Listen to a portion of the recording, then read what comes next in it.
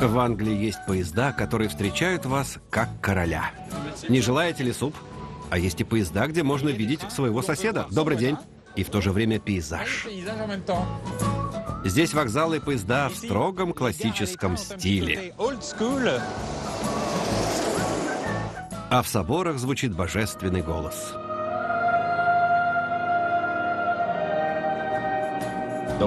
Оцените 50 оттенков зеленого по-английски и посетите кинотеатр, не похожий на другие.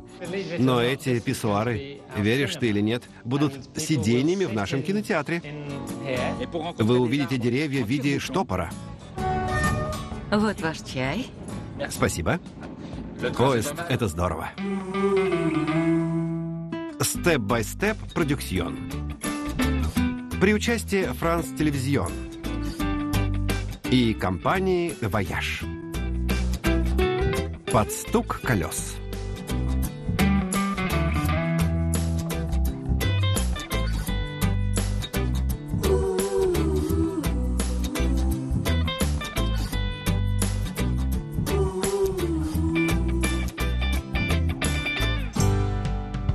На этот раз я решил отправиться в Англию. Самый первый паровоз в истории появился здесь. И для фаната поездов Англия просто священная земля.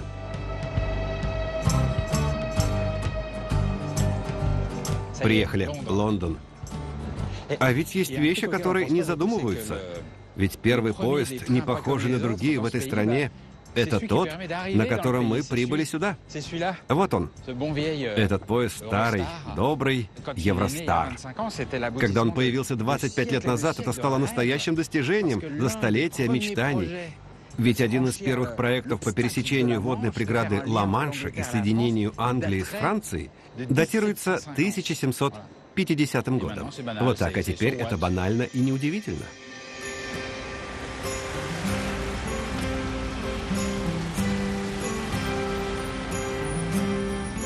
Знаете что? Я думаю, что Лондон – одно из редких мест в мире, даже единственное место, в которое приезжаешь, если идет дождь, то не расстраиваешься. И даже рад, потому что это тот Лондон, который мы себе представляем.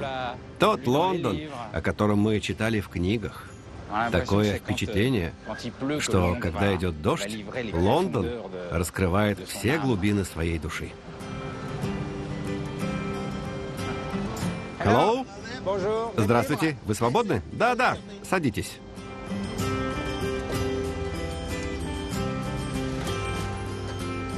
Есть вещь, которую я всегда хотел узнать. Говорят, что черные такси являются частью наследия Лондона. Но почему эти такси такие? Почему не такие, как в других странах? И почему это большие машины, которые напоминают черных улиток? В классических автомобилях такси пассажиры не имеют много пространства сзади, а лондонские такси более просторные и практичные. В них можно вместить все, что угодно. Хорошо, значит, вы хотите сказать, что англичане единственные на планете, кто изобрели практичные такси? Конечно, оно очень функционально, разве нет? Да, это правда. Они раздражают, но это так. Водители очень гордятся своим такси. И потом нужно сказать, что мы лучшие водители в мире. Все благодаря нашей большой образованности. Мы знаем все дороги, магазины и все достопримечательности Лондона. Хорошо. То есть у вас самые практичные в мире такси, а вы самые лучшие водители в мире. А еще вы самые скромные. Я угадал? Да, полностью. Полностью с вами согласен. А экскурсия по Лондону на такси – это хорошая идея? Ведь из-за дождя и грязи ничего не видно. Возьми-ка тряпку. Вот как, самообслуживание. Нужно делать это самому. Ладно.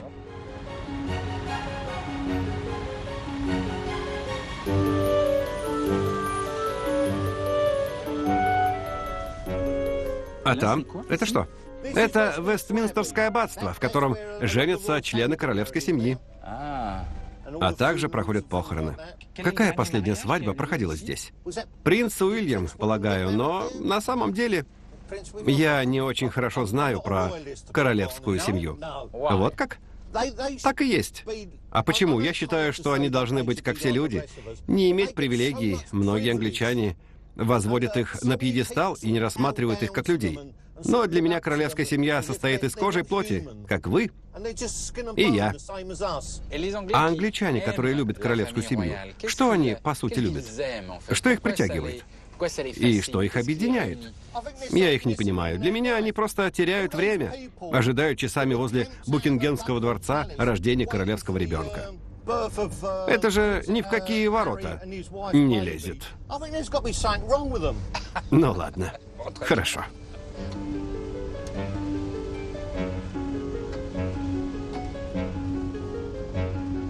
Ну а если вы захотите, так сказать, по малой нужде или проголодаетесь, как это происходит у вас, таксистов? Ну, можно остановиться около ресторана, фастфуда, иногда около отелей. А вообще, вы не слышали о такси «Шелтер»? Это небольшие зеленые домики из дерева. Можно отдохнуть и даже перекусить. Хотите посмотреть? Могу показать. Да. Хорошо. Вон там есть один. Где? Видите зеленый домик слева?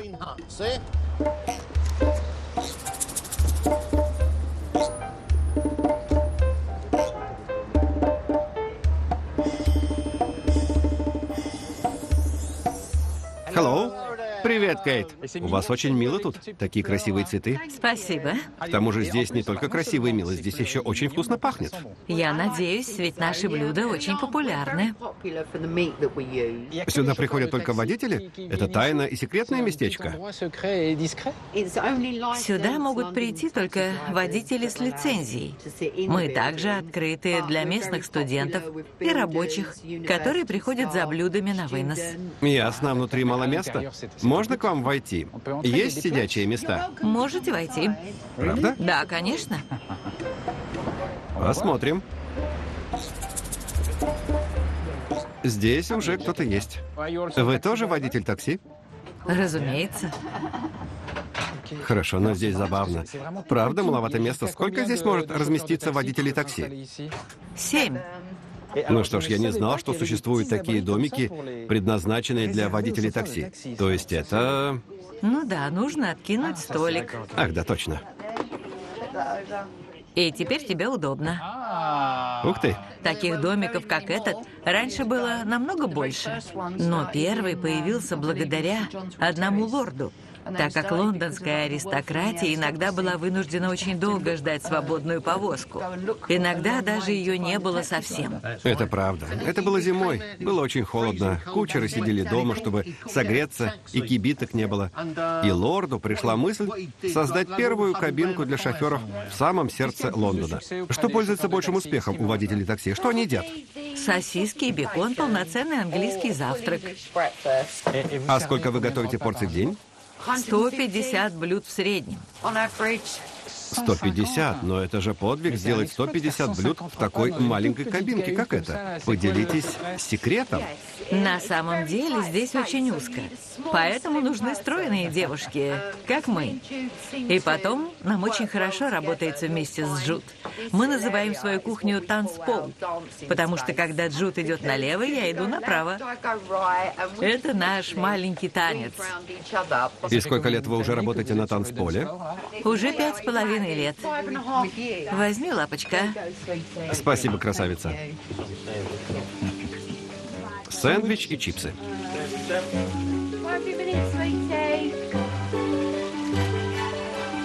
Всем добрый день. По меньшей мере, это очень приятное место, правда?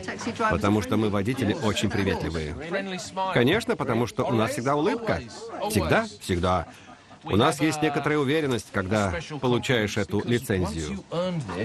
Вероятно, когда повезет ее получить. Да, чтобы получить ее, нужно учиться от 3 до 5 лет на очной форме. Можно было бы стать доктором по времени обучения. Эту лицензию не покупают, ты ее получаешь после сдачи экзамена. И потом обеспечен работой на всю жизнь. Ах, вот почему вы счастливы. Вы расслаблены. Мы не работаем на шефа. Мы сами шефы. Ладно, извините меня. Мне нужно работать и зарабатывать на жизнь. До свидания. Ничего себе. Очень вкусно. Большое спасибо. Ну, а скажем, они являются вашими доверенными лицами? Вы изливаете им свои чувства, если у вас проблемы, сердечное огорчение, сомнения. Водитель такси, по большому счету, очень одинокая работа, потому что ты совершаешь множество небольших поездок с людьми, которых ты никогда не увидишь. А в этом домике ты знаешь водителей и двух девушек. Это люди, которых ты видишь почти каждый день, и поэтому, если заходит водитель, ты ему говоришь: «Эй, добрый день, как дела сегодня?» Потом ты можешь продолжить разговор предыдущего дня. Значит, это такое уютное местечко. Да, я как их доверенное лицо. Они приходят сюда за компанией побеседовать. Мы говорим обо всем. И, например, когда у водителя первое романтическое свидание, а он долгое время был холостяком, мы с Джуд стараемся ему дать небольшие жизненные советы, помочь ему. И какие вы даете советы робкому водителю такси, у которого первое свидание? Будь хорошо одет, будь вежлив, не опаздывай и, главное, будь собой. Кейт как будто наша общая мама. Она нам все объясняет. О, да, это очень мило. Мне нравится расположение духа, которое царит тут. Большое спасибо. Все здорово. До свидания, приятно было пообщаться. Хорошо. Было очень мило. Хорошего дня. Бай-бай. Лондон – невероятный город. Он полностью видоизменился за последние годы. И даже обновился. Тут респектабельное прошлое с его лондонской башней, Букингемским дворцом, сменой караула, сочетается с небоскребами и многоэтажными зданиями причудливых форм. В Лондоне какая-то своя энергетика. Это мир бизнеса и культурного разнообразия. Это один из самых космополитичных городов на планете. Можно даже сказать, что Лондон – это весь мир в одном городе.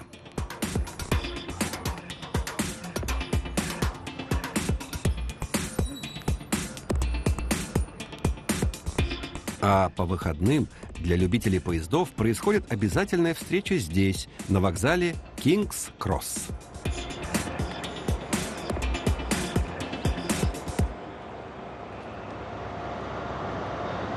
Итак, на этот поезд садятся с пустыми руками, без багажа, только с билетом. А вы знаете, что англичане очень любят поезда и ростбиф? Ну что ж, в этом поезде он есть. По задумке вы узнаете традиции и отведаете Sunday Roast, то есть воскресный ростбиф, в невероятно роскошном поезде класса люкс. Поезд отправляется, делает всего лишь круг вокруг Лондона, а у пассажиров только единственный пункт назначения – удовольствие. И мы сейчас его получим. Вперед! Здравствуйте. Добрый день, сэр, пожалуйста. Следуйте за мной. Ах, как же это великолепно. Великолепно, великолепно. Ваше кресло, месье? Большое спасибо. Пожалуйста. Это так по-английски.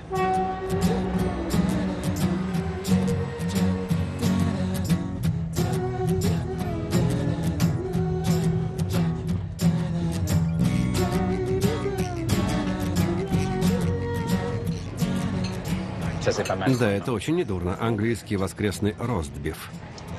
Но все же с небольшой ноткой французского напитка.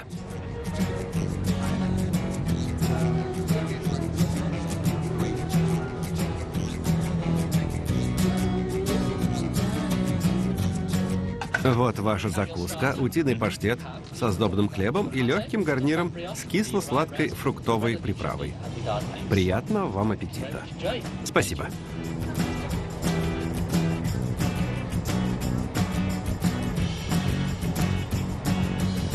Не желаете ли отведать супа? Как вы так элегантно наливаете суп в поезде, который все время трясется? Это же не так легко, да? Во-первых, нужно много практики, чтобы быть идеально устойчивым. И чтобы внушить эту иллюзию элегантности, нужно развести ноги вот так. В общем, нужно представить квадрат на полу и расставить ноги по диагонали. Так я становлюсь очень устойчивым. повторяя движение состава, как рок-н-ролл в поезде. Ах, вот как. А вы проходите обучение до того, как стать официантом в поезде? Вас этому всему учат? Да, разумеется, до того, как приступить, мы тренируемся, и потом нужно упражняться в реальных условиях, чтобы привыкнуть к движениям поезда. Вот оно что, с супом? Да, конечно. И еще мы пробуем суп, чтобы узнать, все ли идеально. Хорошо, спасибо. Приятного аппетита. Восхитительно. Суп с кресс-салатом.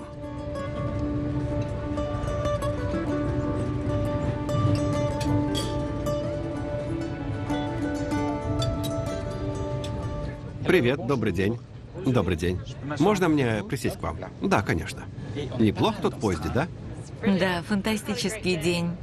Тут так красиво. Еда исключительная, красивый вид. Мы проводим очень хорошо время. Это подарок на Рождество. Ее подарок на Рождество? Да, немного с опозданием. Да, вы немного опоздали. А что произошло? Почему вы дарите рождественский подарок в теплое время года? Потому что она любит поезда. Не было времени поехать на этом поезде раньше. Он говорит, что вы любите поезда? А почему вы их любите? Я люблю шарм старинных поездов с таким изысканным декором. Очень хорошее обслуживание и такое удобное кресло. Это очень оригинально. И есть, и смотреть на английскую деревню, проплывающие перед глазами. Вкуснейшая еда с хорошими напитками во время поездки. Это гениально. Вот это да. Это фантастика. У нас есть бри, несколько английских сыров и большой выбор кисло-сладких приправ. Чатни к ним. По правде говоря, давно я не видел такого красивого блюда с сырами. И это происходит в Англии, что очень обидно для француза. О да, во Франции столько много сыров. Когда мы поехали туда, то ели сыр там всю неделю. Вот этот забавный на вид. Я не знаю его. Оранжевый блю. Шоршер блю. Как вы сказали? Шоршер блю. Шоршер блю. Шоршер блю. Шоршерский блю. Да. А можно попробовать? Разумеется, месье. Спасибо. А почему у него такой оранжевый цвет? Все просто. Возможно, просто коровы едят оранжевую траву.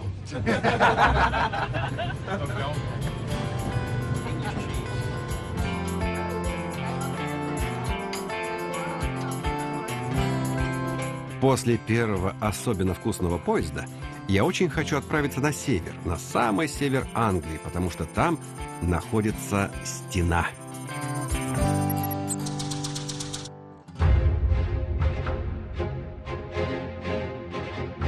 Невероятная стена. Можно сказать, край мира. Стена, которая должна была защитить юг от нападений с севера.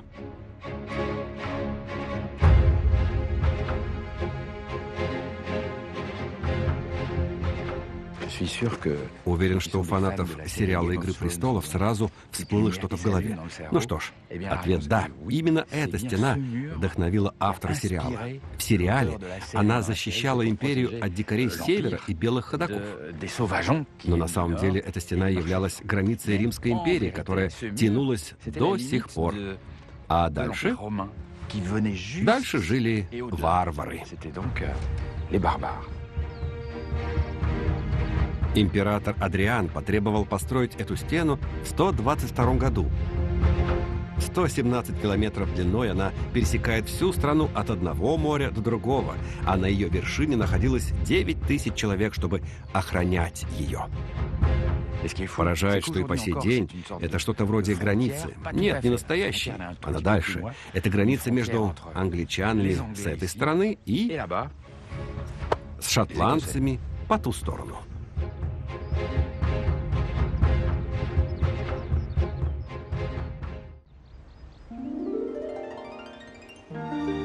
На юге от стены, на стороне Англии, такая сочная зелень полей. Много зелени, лесов, воздух наполнен свежестью. А я сейчас увижу немного странную и загадочную природу.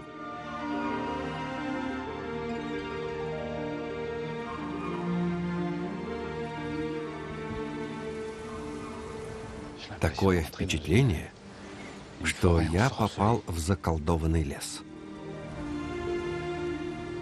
с деревьями причудливой формы. А вот там деревья в виде пружин.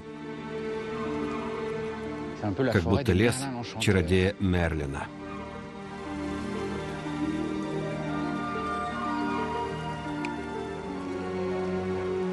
Вот они. Добрый день. Добрый день. Ваш лес просто невероятный. Спасибо. Это вы чародей Мерлин? Может быть. А что произошло с деревьями тут? Почему они имеют такую причудливую форму? Потому что мы работаем по новому методу, который соединяет нас с природой. Здесь все очень запутанно. Я не могу понять, это красиво или немного устрашающе, немного раздражающе. Я думаю, что это скорее красота. Вот тут посмотри на эти веселые деревья. Вот как? Да, возможно, это самые избалованные деревья на свете. Это вы придаете им такие странные формы? Да, это наша работа. Вначале это немного странно, но потом все становится понятно. Все принимает форму. На самом деле у нас разный подход для создания и изготовления объектов. Это вроде 3D-принтера, но только намного медленнее. А какой объект вы создаете здесь, к примеру? Это стул. Здесь спинка, а сиденье вот здесь. Ты можешь заметить два подлокотника. Затем мы даем веткам отрасти, после чего соединяем их для создания ножек. Это невероятно. То есть вы изготавливаете стул, но здесь само дерево напрямую становится стулом. Надо же, это просто невероятно. Обычно, чтобы изготовить стул, нужно выращивать деревья по меньшей мере 50 лет, потом их срубают, распиливают на части, затем соединяют для создания мебели. Но с моим подходом, когда срубают дерево, сразу получают стул, который вырос быстрее за 7 лет и который будет прочнее, так как сделан из одного массива дерева. И таким образом, это новый способ изготовления мебели, светильников. Короче говоря, всего, что вы можете себе представить. То есть это стул. Ну да, спинка здесь, ножки тут, правильно? Да. Хочешь, я покажу тебе, что получается, когда стул готов? Да. Ну вот. Ничего себе, он прекрасен. И прочный. Ты можешь посидеть на нем. Это здорово. К тому же очень удобно, разумеется. Очень красиво и практично. В нем есть что-то таинственное и загадочное. А как вы думаете, почему? Сама природа очень таинственна и загадочна, поэтому, используя природу для изготовления обычных предметов, у вас создается такое ощущение... Это природа, но вы ее все же подвергли сильной деформации. Никто вас не обвинит за то, что вы делаете больно деревьям. На самом деле мы поняли одну вещь. Нельзя заставить дерево делать то, что оно не хочет. Поэтому... Нет, это... не пытка для деревьев. А что, если вы на грани причинения боли, то есть оно живет, но страдает? Нет? О, нет, мы даже не подходим к этой грани. Это, несомненно, самая интересная часть проекта. Мы вдруг понимаем, что фактически сотрудничаем с природой, с деревом. Вначале, когда оно растет, мы придаем ему форму стула. Но если дерево не желает становиться им... Да, если оно говорит, я не хочу принимать эту форму, я предпочитаю стать столом или лампой, тогда мы вынуждены работать с тем, что дерево нам говорит. Нельзя заставлять его говорить, стань таким. Хорошо, это стул. А вот это что такое? Это наши первые лампы. Это, так сказать, прототипы. В настоящее время мы выращиваем здесь стулья, лампы и столы. И столы? Да, хочешь посмотреть? Хорошо, пойдем. Идем.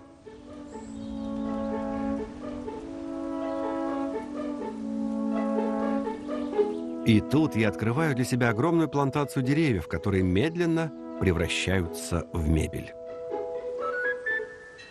Из-за длительности процесса каждый уникальный стул стоит несколько тысяч евро. Это большая природная фабрика, находящаяся еще на стадии эксперимента. Проект жизни для дизайнеров и садовников Гэвина и его супруги. Иди-ка сюда. Здесь наш первый обеденный стол. Это яблоня.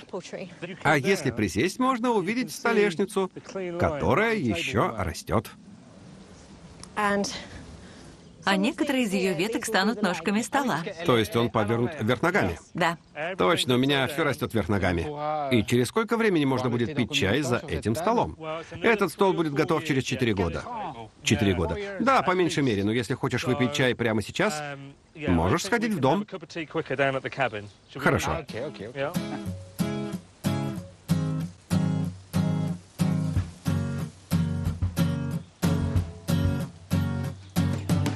На экологически чистых стульях. Да, и самый красивый трон для тебя. Пойду принесу чай.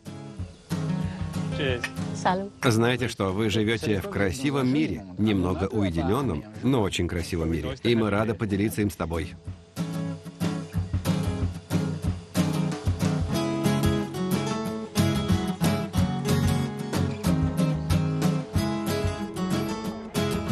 И в этом красивом мире даже поезда симпатичные.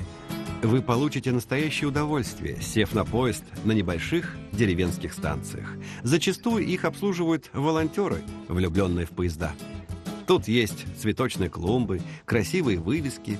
Все сохранено в первозданном виде. Здесь любят поезда. И это видно.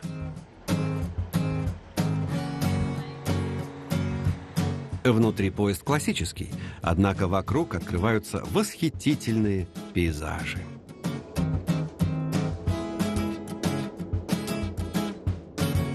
Что касается атмосферы, она скорее спокойная, а англичане неутомимы, когда речь заходит о Европе.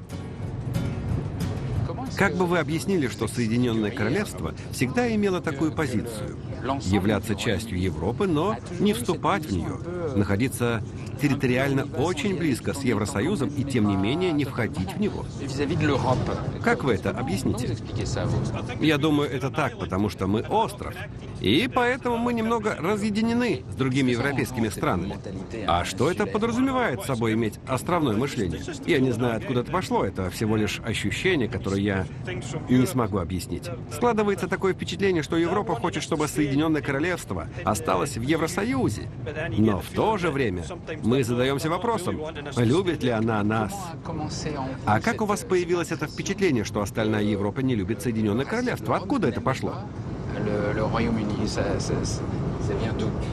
Может быть, потому что несколько лет назад у нас была большая империя. И остальная Европа, естественно, немного завидовала нашей силе и нашему влиянию в мире.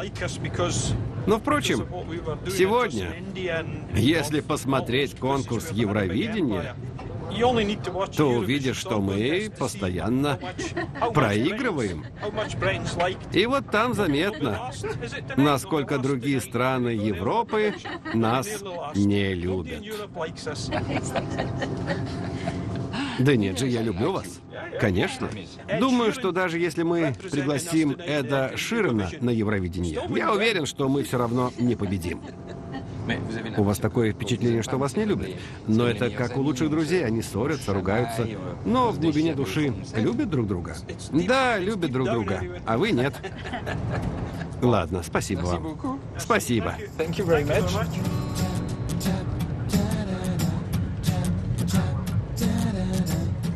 А я еду на юг, по направлению к острову Уайт. Это самый большой остров Англии. Остров, отрезанный от острова. Час на пароме, и я нахожусь в месте, где большая часть англичан мечтает иметь небольшой коттедж для уикенда или на пенсии.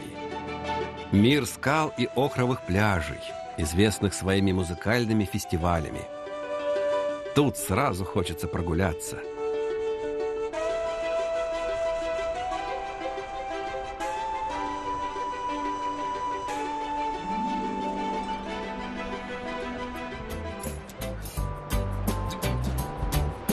То, что мне нравится в англичанах, это их неожиданная сумасшедшенка, которая выходит из ниоткуда. Это неординарность при их внешней строгости, умение быть немного странными, при этом соблюдая правила. Остров Уайт скрывает и другие сюрпризы, например, Небольшой провинциальный поезд, не похожий на другие. У него красивый вид спереди, и он немного занижен. На самом деле он невысокий, потому что на маршруте есть низкий туннель. Поэтому, чтобы не поднимать туннель, они решили запустить низкий поезд, который был раньше подвижным составом метро в Лондоне. Его привезли сюда, а произведен он был в 1938 году.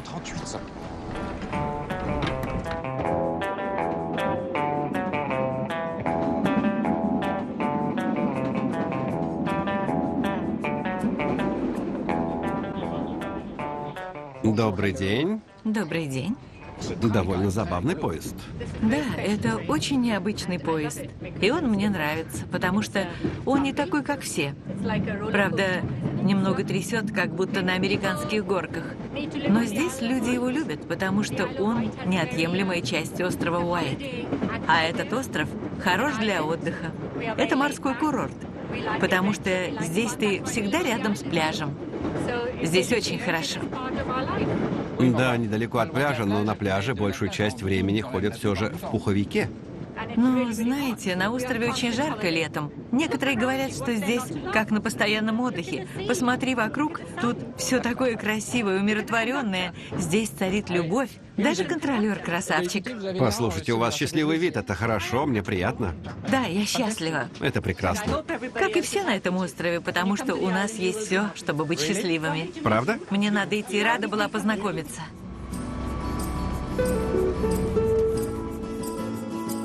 Довольно редко можно встретить таких счастливых и довольных людей в поезде метро. Возможно, это и есть магия острова Уайт.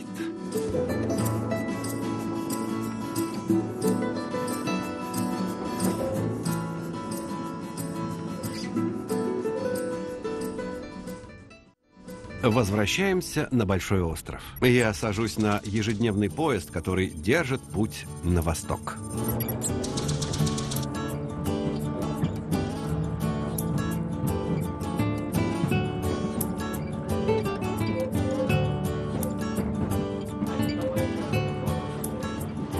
Это, наверное, контролер. Добрый день. Вы контролер? Да, я отвечаю за этот поезд. Это ваша небольшая кабинка в пассажирском вагоне? Да, они еще существуют в некоторых поездах. Это очень удобно тем, что пассажиры могут меня легко найти. И это также удобно для меня, потому что я хорошо вижу весь вагон. Мне очень нравится ваш стиль. У вас такая прическа в стиле рок. Это необычно для контролера. Никто не жаловался на мой внешний вид. И даже иногда мне делают комплименты. Знаешь, если все друг на друга похожи, то в конечном счете это приедается. Я считаю, что важно быть самим собой, иметь свой стиль и отличаться от других. Вот именно это я и люблю в Англии. Все могут одеваться иногда немного экстравагантно, и это не слишком смущает. Как вы это объясните? Не существует такого закона, который запрещает тебе тот или иной цвет, тот или иной внешний вид или стрижку. Нужно быть самим собой. Большое спасибо.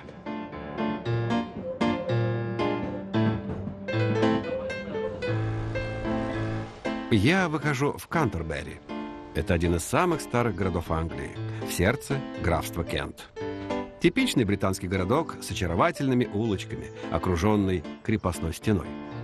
Его самым красивым сокровищем и жемчужиной является собор, основанный в 600 году.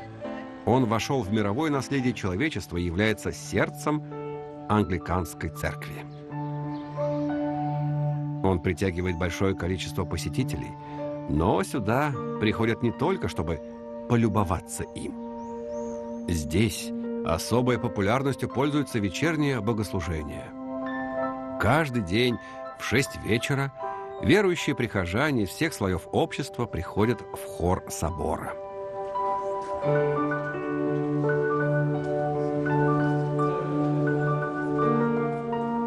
Все спокойно присаживаются, ожидают начала мессы и слушают песнопение.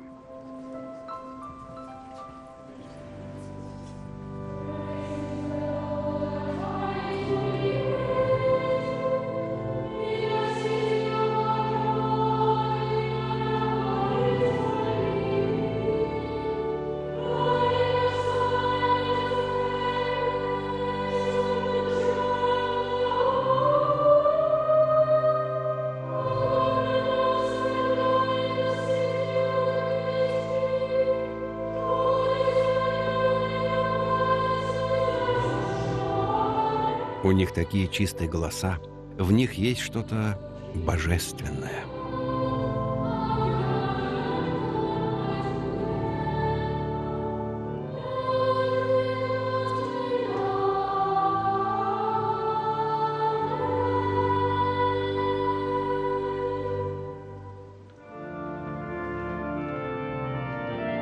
Хор Кантербери состоит из 25 мальчиков от 8 до 13 лет.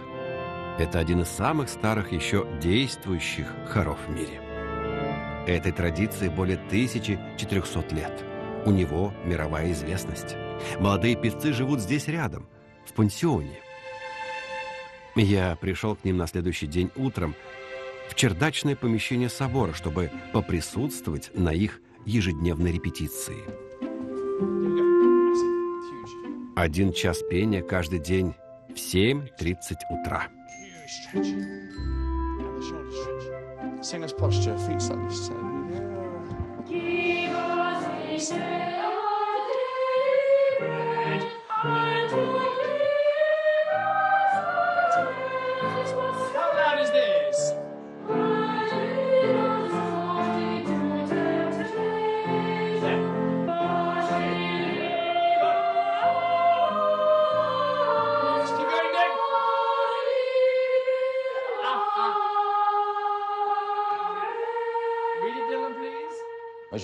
Я просто заворожен степенью чистоты голоса. Это что-то невероятное.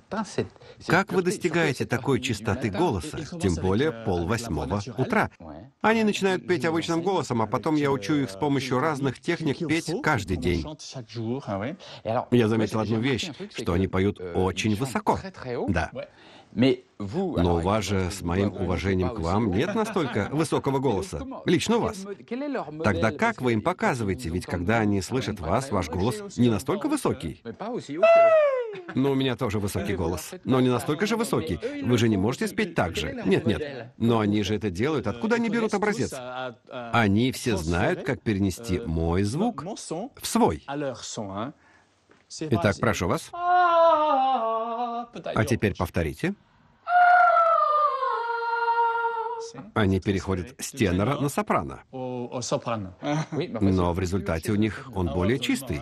Тем не менее. О, да, разумеется. Но когда поешь каждый день без паузы, это становится довольно просто. Правда? Да. Мне пришла на ум одна мелодия, которую я обожаю. Кажется, она называется «Miserere het Daligri». Да, Джеймс ее пел.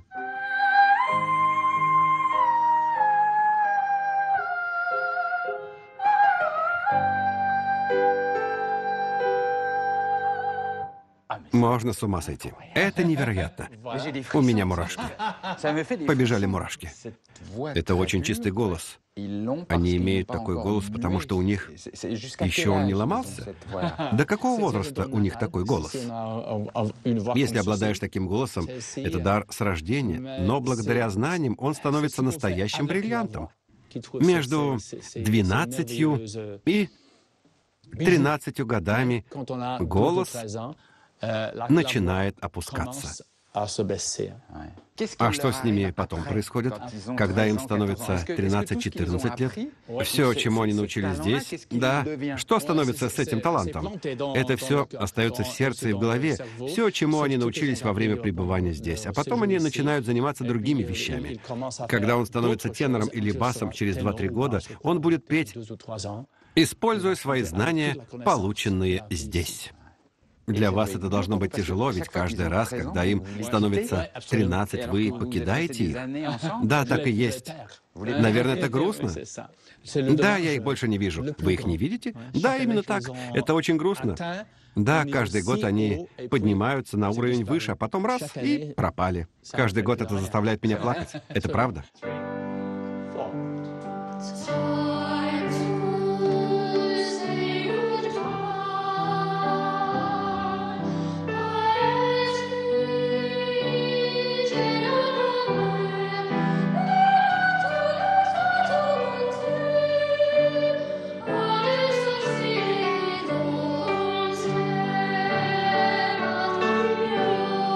Это было забавное путешествие по Англии. Кажется, что знаешь ее, что она находится совсем рядом. Не такая уж и экзотичная, и дождливая. Но, тем не менее, ее магия присутствует везде. И я думаю, что эта магия в английском остроумии. Кажется, что на протяжении веков и юмор развивался по-разному на этом острове. Немного эксцентричный, но всегда под контролем. Эксцентричный, но с этим забавным осознанием, что он таким и должен быть. Путешествие по Англии как глоток свежего воздуха для вашего ума.